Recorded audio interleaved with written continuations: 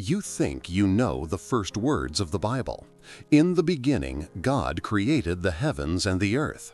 It sounds simple, clean, absolute, a creation from nothing. But what if that isn't the whole story? What if that's the simplified version they wanted you to believe?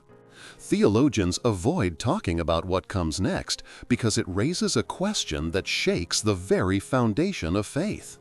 Open your Bible to Genesis chapter 1. Read verse 2. Go ahead, read it very slowly. Before God ever says, "Let there be light," the world is already there. It's described as formless, empty, and covered in darkness. A great deep, or abyss, is already present. Pause the video now and think with me. If God created everything from nothing, then who created the darkness? Who created the abyss? Why were these things already there, waiting in the primordial chaos? For 2,000 years, this has been hidden in plain sight. This isn't a simple detail. It's a clue that unlocks a terrifying truth about the nature of God's power. What if creation wasn't an act of making something from nothing, but an act of war against something that already existed? Stay with me, because what you're about to discover changes everything you were taught about the beginning of time. That pre-existing darkness is not a poetic flourish. It's the key. For centuries, you've been told a simple story. God spoke, and a universe appeared from a perfect void. But the Bible itself contradicts this. The presence of a formless earth, a dark abyss, and chaotic waters before the first day of creation is a theological problem so profound that most pastors simply read past it. Do you realize what this means? If God is all-powerful, why was chaos there first? Did He create the darkness just to command it away? Or was He confronting something that was already there? This isn't just an academic question. This changes everything you were taught about the nature of good, evil, and the very first act of God. It suggests that the story of creation isn't about manufacturing a universe from scratch, but about bringing order to a pre-existing, hostile chaos. Comment below if you've ever read Genesis 1:2 and felt that something was missing, that the story started in the middle of an action you couldn't see. You are not alone. That feeling is your intuition picking up on a truth that has been intentionally obscured by millennia of translation and doctrine. And what if I told you that the original Hebrew words used in that verse hold a terrifying secret? The word for deep, or abyss, is tehom. The word for darkness is choshek. These aren't just descriptions of an empty space. They are names, and their history connects to a cosmic war that was fought before time began. There are only three possible explanations for this primordial state. The first is the theory you were taught, creatio ex nihilo. The idea that God created the chaos and darkness from nothing, just moments before organizing it. This is the orthodox, accepted view. The second is a more controversial idea, functional creation. This theory suggests the raw materials of the universe already existed, formless and without purpose, and God's work was to assign them function and order, like a divine architect. But the third theory is the one they don't want you to consider, the one that connects the Bible to the darkest myths of the ancient world. It's the theory of a cosmic battle, a theory that suggests Tehom, the great abyss, was not a place, but a power, a chaotic force that God had to conquer to establish His kingdom. We are going to dissect all three, but we must start with the official story, because it's only when you understand the cracks in the foundation of the official doctrine that you can see the terrifying truth it was built to hide. To understand what's really happening before day one, you have to go back to the source code, the original Hebrew. Open your Bible to Genesis chapter 1, verse 2. The English translation says the earth was formless and void, but the Hebrew words are tohu vabohu. This isn't just empty, this is chaotic, wild, and desolate, a wasteland. And here's the detail almost no one notices. The verse continues, "Darkness was over the face of the deep." The Hebrew word for deep is tehom. It doesn't mean a deep body of water. It means the abyss, the primordial, untamed ocean of chaos. Then it says the Spirit of God, the Ruach Elohim, was hovering over the face of these waters. Why hovering? Why not creating? What was it waiting for? Or what was it watching? This isn't just poetry. This is a crime scene. Something happened here before the first word was spoken. Do you realize what this means? The stage for creation wasn't an empty theater. It was a cosmic battlefield.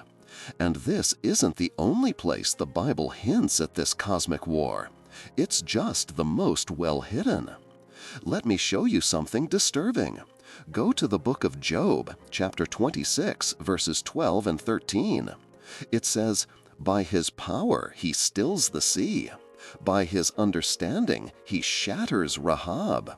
By his wind the heavens were made fair. His hand pierced the fleeing serpent." Pause and think with me. The Bible is connecting the creation of the heavens with the violent act of shattering a sea monster named Rahab and piercing a serpent. Who is this serpent? Why was it there at the dawn of time? It's no coincidence that this imagery appears again and again. Turn now to Psalm 74, verses 13 and 14. You divided the sea by your might. You broke the heads of the sea monsters on the waters. You crushed the heads of Leviathan. This isn't the language of an artist painting on a blank canvas. This is the language of a warrior king conquering a formidable enemy. Leviathan, Rahab, a fleeing serpent, the Tehom. Are you starting to see the connection? The official story they taught you in Sunday school conveniently leaves these verses out. They want you to believe in a peaceful, effortless creation.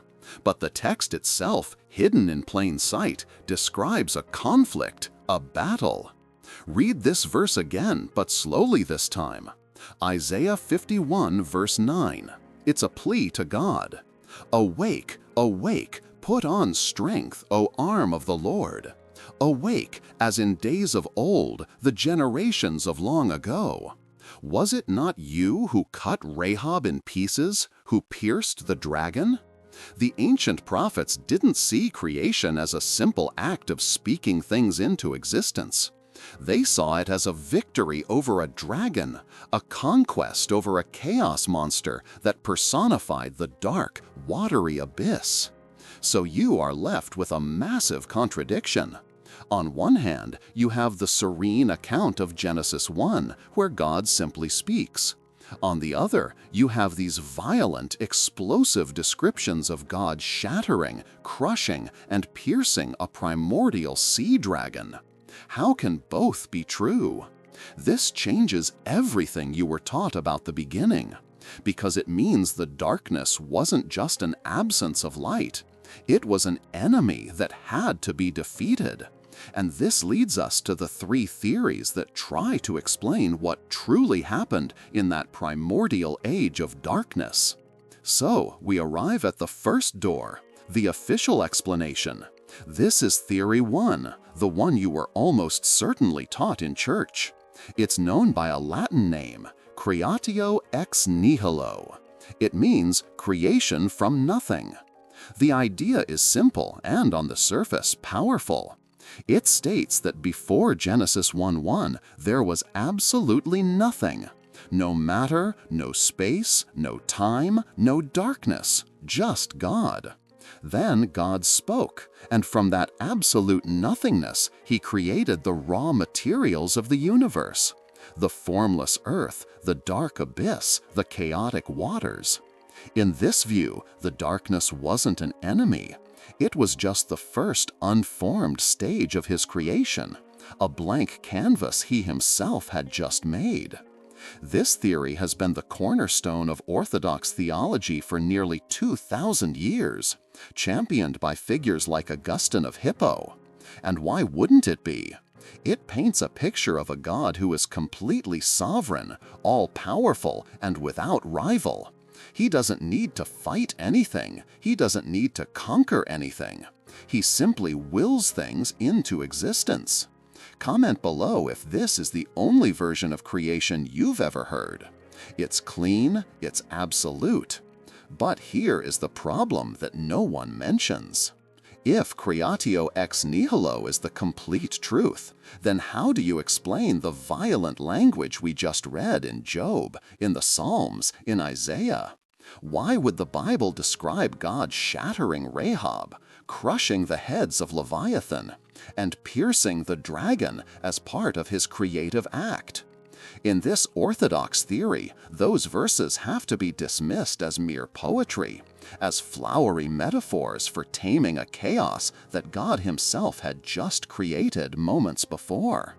Do you realize what this means? To accept this theory, you have to believe that God created a chaotic monster just so he could destroy it for poetic effect. It reduces the cosmic war described by the prophets to a piece of divine theater. It feels incomplete.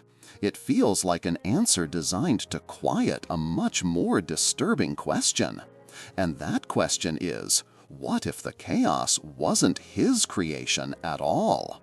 This leads us to the second theory, an idea that suggests God was not a manufacturer, but an architect working with materials he did not create. And this brings us to the second theory, an idea so controversial it's rarely spoken of from the pulpit. It's called functional creation.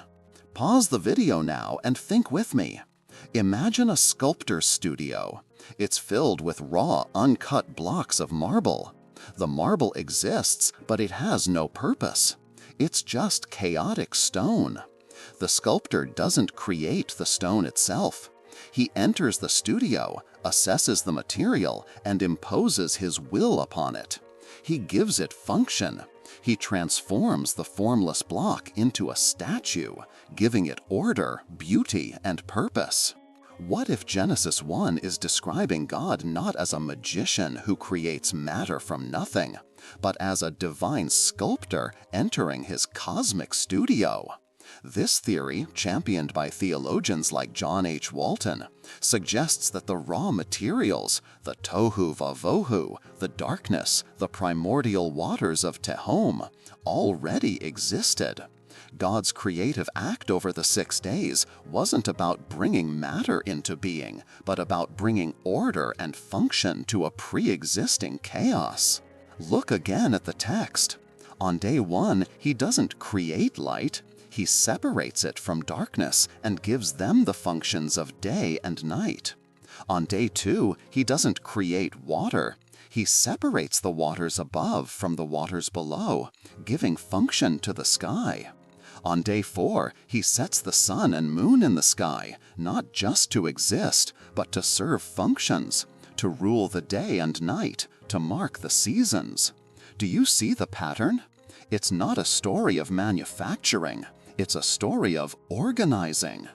This solves the problem of the violent language in the Psalms and Job. In this view, God isn't destroying something he just made. He is taming and subduing a wild, pre-existing chaos to establish his divine order. He is the king, bringing law to a lawless land. But this theory, while solving one problem, creates a new one that is far more disturbing. If God did not create the raw materials of the universe, who did? If the darkness and the abyss were already there when he arrived on the scene, were they neutral? Were they just inert, passive matter waiting for a purpose? Or were they something else entirely? Do you realize what this means? It implies a universe where God is not the absolute origin of all things. It suggests he stepped into a reality that was already in motion. And if that's true, it raises the ultimate question: was he alone in that primordial darkness? And here is where it all becomes terrifying. Because what if the chaos wasn't just a place, but a power?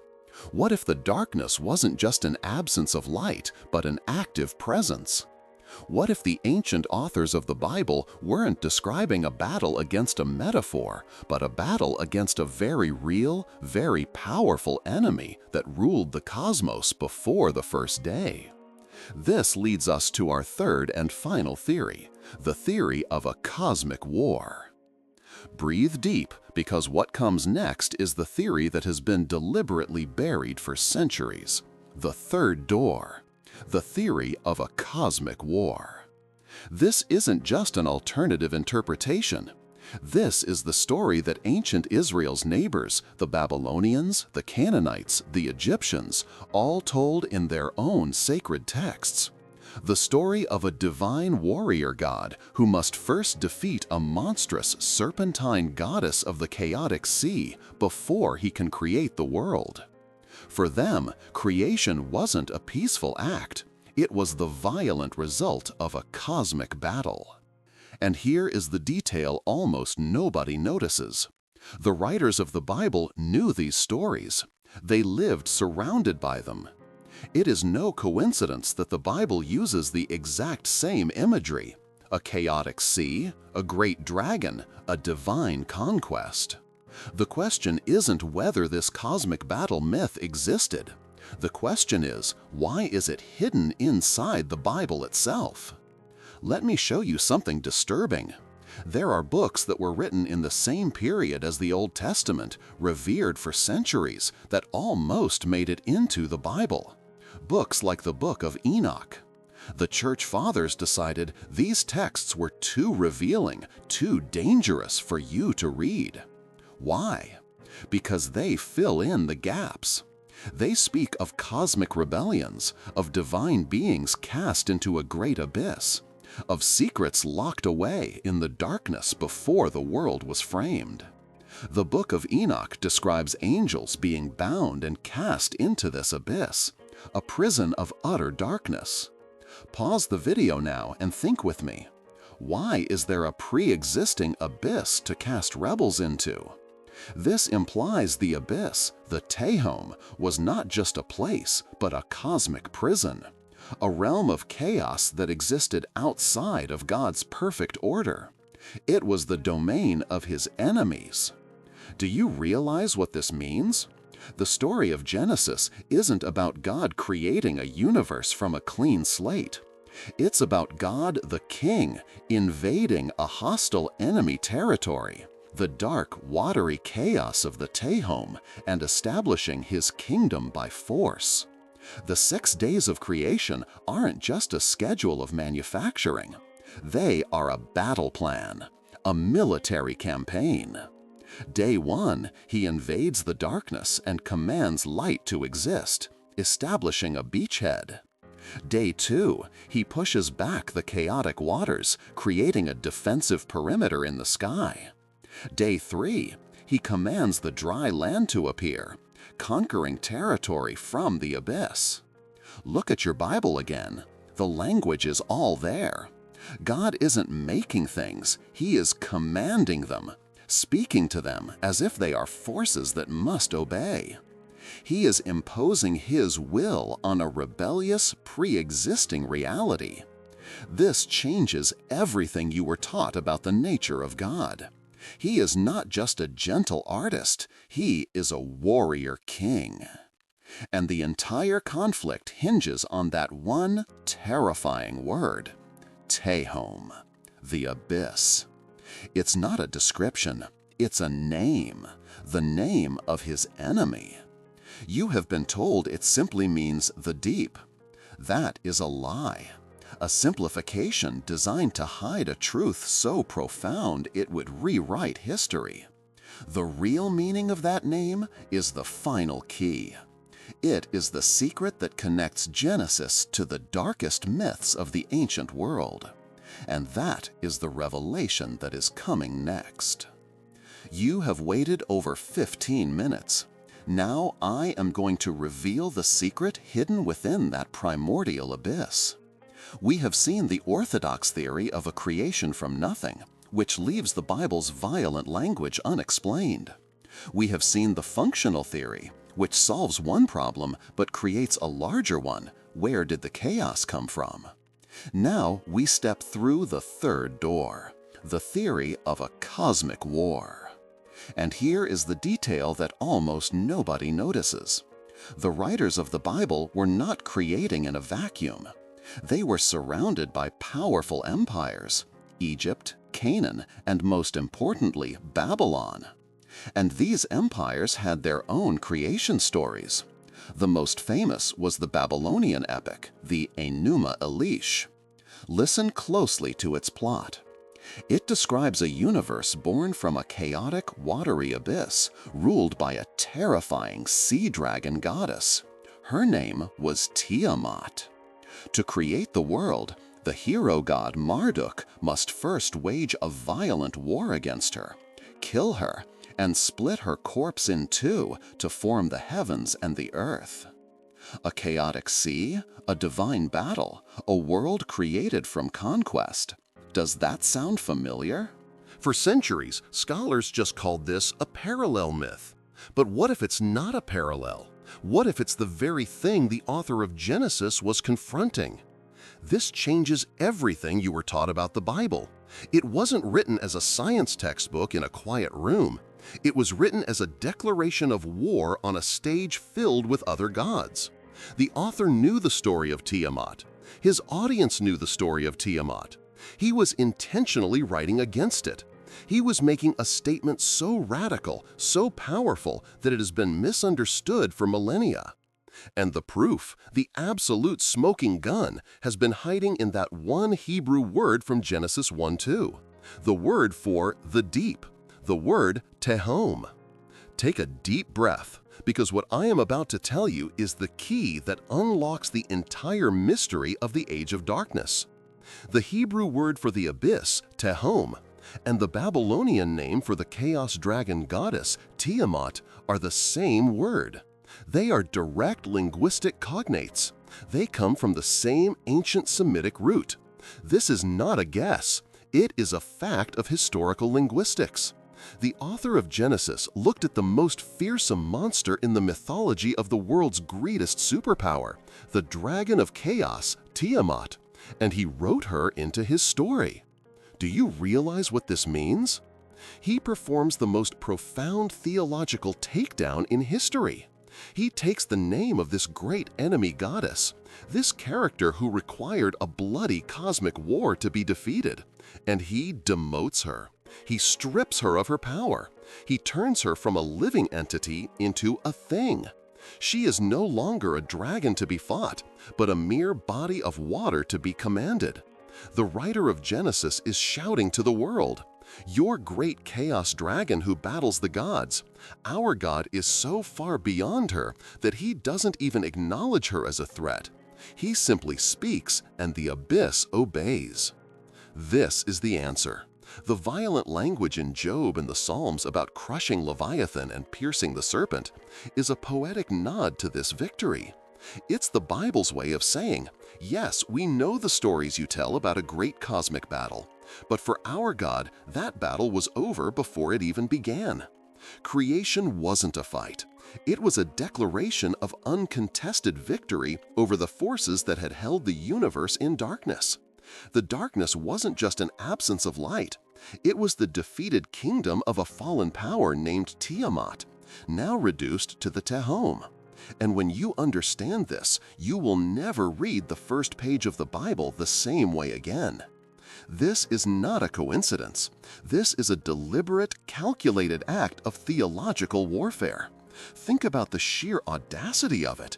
The author of Genesis takes the central figure of his enemy's creation myth, a fearsome divine dragon who embodies chaos, and he doesn't just ignore her. He renames her. He demotes her. He turns her into an inanimate object that God commands with a single word. He is declaring to the entire ancient world, your God of chaos is nothing more than the puddle our God steps over on his way to work. Do you realize what this means? The story of Genesis 1 was never primarily a scientific account of material origins. It was a political and spiritual manifesto. It was a declaration of independence. It was a king planting his flag on conquered territory and announcing a new regime.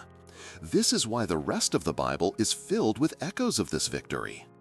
It is no coincidence that the sea throughout the Bible often represents chaos, the Gentile nations, and the domain of demonic powers.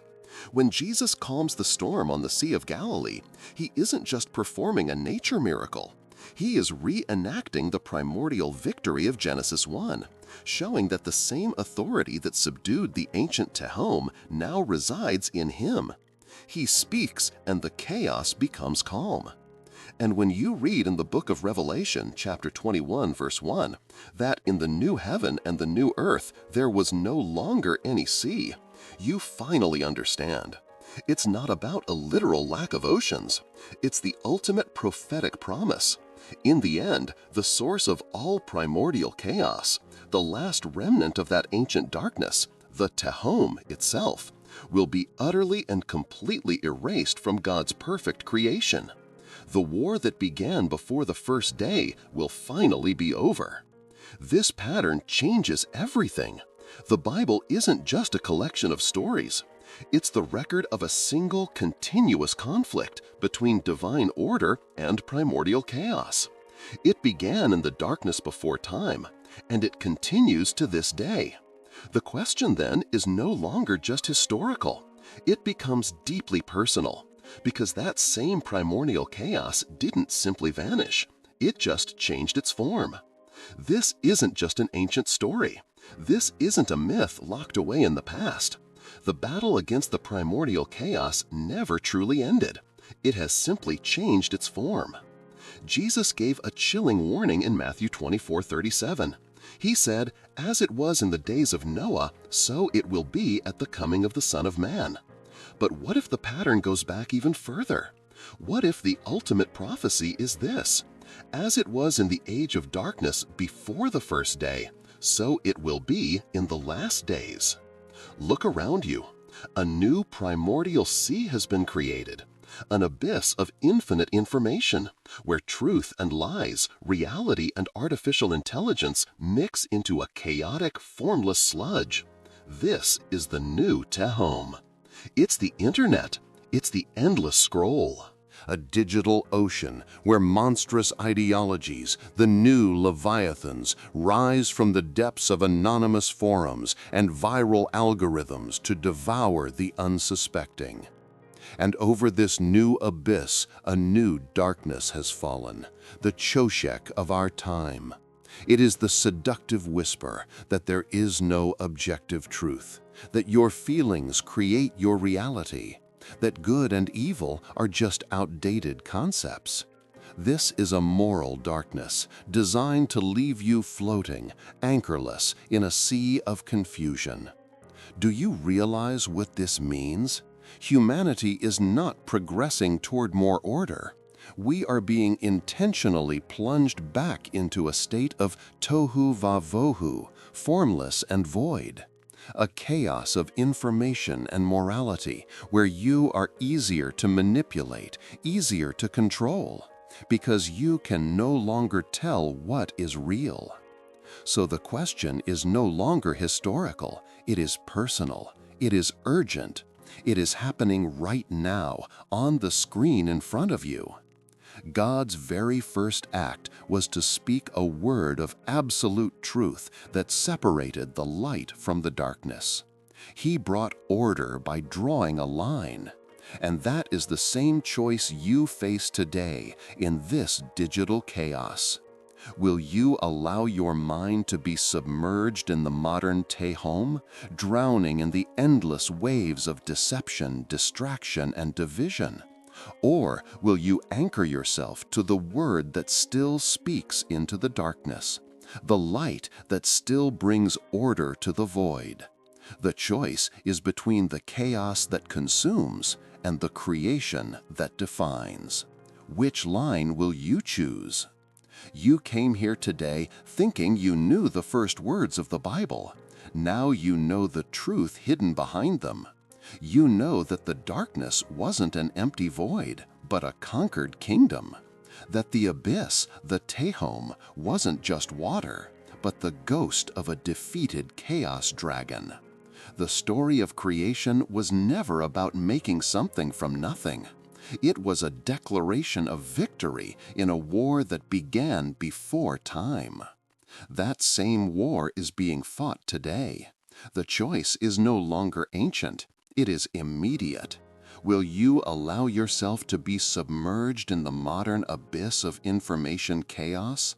Or will you anchor yourself to the word that still speaks light into the darkness? If this video has opened your eyes to the truth that has been hidden in plain sight for 2,000 years, then your journey is just beginning. Do these 3 things right now. First, subscribe to this channel so you do not miss the next revelation. Second, activate the notification bell because the truth is often revealed without warning. Third, share this video with at least one person you know who needs to see that the Bible is deeper and more powerful than they were ever taught. Finally, go to the comments now and declare your choice. Write one word: order or chaos. Let the world know where you stand. In the next video, we will reveal who was cast into that abyss, because the war against the Tehom created the first divine prisoners of war. They are the beings the book of Enoch warns us about, the ones who were bound in eternal chains under the darkness. You think they are still there? Think again. Their influence never left, and their return is part of a prophecy you are living through right now. Do not miss it, because what you will discover will change everything you thought you knew about angels, demons, and the true enemy in the spiritual war around you.